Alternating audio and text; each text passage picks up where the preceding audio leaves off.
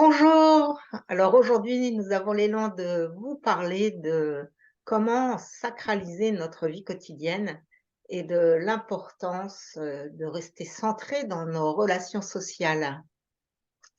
Ce partage m'est venu après une magnifique expérience de kirtan.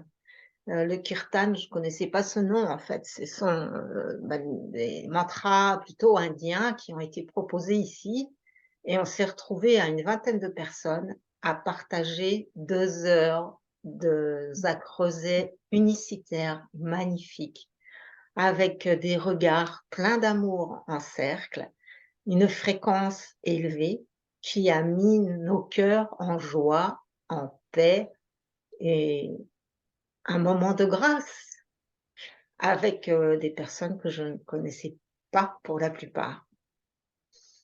Jusque-là, tout va bien et ensuite nous avons partagé un repas où chacun a amené des mets succulents, pleins d'amour. Jusque-là, tout va bien. Mais la transition entre le moment où chacun était centré dans son être, dans le silence intérieur au service des mantras et le moment suivant de relations sociales autour de repas partagés, j'ai eu pour ma part l'impression qu'il manquait une transition qui était d'inviter l'être dans ces relations sociales et il y a eu vraiment un changement de vigilance, de présence qui fait qu'on est passé d'un groupe qui œuvre à partir de la présence dans l'unité à un groupe qui partage dans des relations sociales en étant rattrapé par son humanité et ses peurs ou ses venues à partager sur, l'impression d'être victime d'une société, injuste, étouffante, les forces de l'ombre, enfin je vous en passe, hein. Et je suis partie rapidement parce que, effectivement, pour ma part, ces changements brusques de fréquence sont pas du tout confortables pour le corps et quand on est en fréquence élevée comme ça, qu'on est tout ouvert et que nos cellules sont dans une paix, royale, elles absorbent, encore plus facilement, on va dire, les tout ce qui se passe à l'extérieur et pour vraiment ça les enfin moi ça m'a fait ça quoi. Vraiment ça m'a fait physiquement ça quoi. Et donc voilà, j'ai quitté toutes ces belles personnes un peu rapidement parce que, c'est plus mon univers de d'être dans cette autant de contrastes et de dualité en fait, où on rayonne la paix, l'amour, la joie et ensuite on parle que des trucs qui vont pas. Oui, c'est vraiment très typique, hein, très très fréquent. Vous l'avez certainement déjà vécu. Et pour ma part, je parle quelquefois du tirage de la cheminée. C'est-à-dire que dans des moments comme ça, par exemple, ben voilà, comme dit Caroline, on est tout ouvert, présent, etc. Et puis on va avoir quelqu'un qui va s'adresser à nous, par exemple, et soudain on va prendre la chose en pleine face parce qu'en fait, on n'a pas ajusté en fait le tirage intérieur il était très ouvert à la flamme d'amour, hein, et soudain, ben, il n'y a pas que des flammes d'amour, et donc il y a intérêt à un petit peu se retrancher à l'intérieur pour avoir un peu de distance avec ce qui se véhicule, et éviter d'être pris, comme le dit Caroline. Et en fait, ça crée un stress.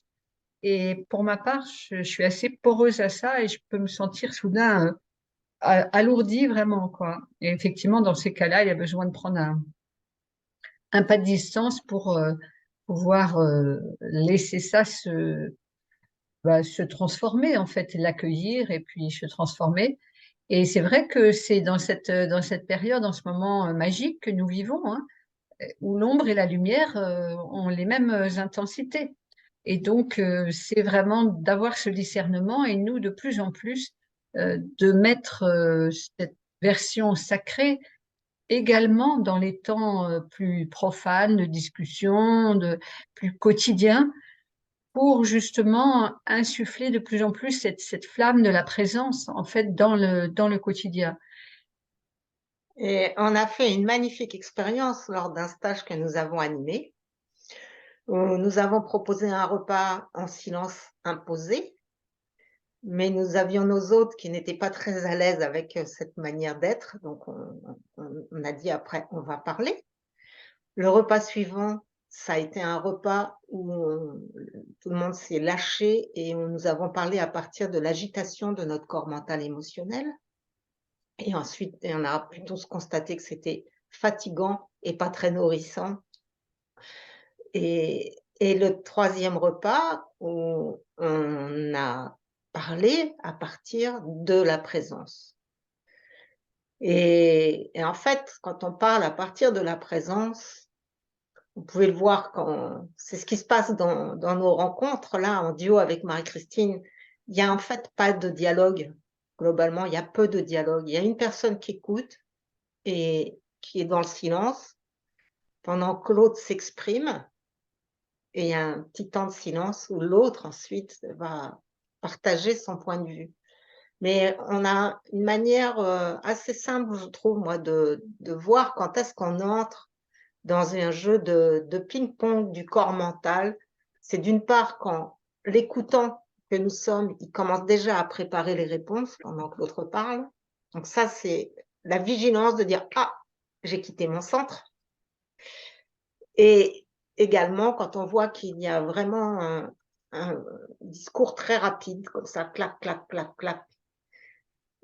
Là, ça devient une lutte en fait. C'est un jeu de ping-pong, mais qui est en fait moi je le ressens dans mon corps comme une lutte, quoi. Ouais, un rapport de force. Mmh.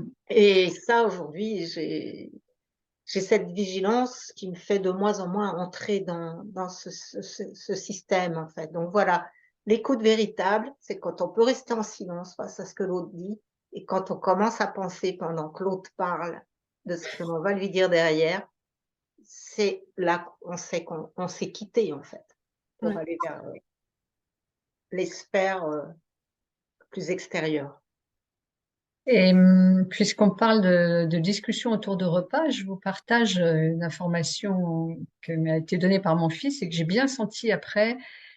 C'est attention, quand on parle comme ça, on charge la nourriture aussi, on fait vibrer la nourriture avec ce qu'on émet comme discussion, donc si c'est sur la peur ou la revendication ou autre, et après, en plus, on mange la nourriture. Et donc, lui, il est très, très vigilant parce qu'il le perçoit directement, et donc vraiment, c'est là, on est en train de manger, donc on a une parole pure, en fait. Et comme ça, ben, déjà, on est content entre nous, et en plus, la nourriture qui a été préparée justement avec cœur, eh bien, elle garde sa belle vibration, et comme ça, on se nourrit, y compris de matière, avec une belle fréquence. Mhm. Merci beaucoup. Voilà, moi, je sais pas si tu as envie d'ajouter quelque chose, pour moi, c'était Ben après, le partage d'une joie. il y a toutes les choses sur les mots, etc., mais on aura l'occasion d'en reparler. Déjà, pour moi, c'est déjà intéressant vraiment d'être dans cette attention relationnelle et de laisser ces petits temps de suspension dans le dialogue. Effectivement, dès qu'on voit qu'on se précipite pour répondre à l'autre, mais je vais te répondre.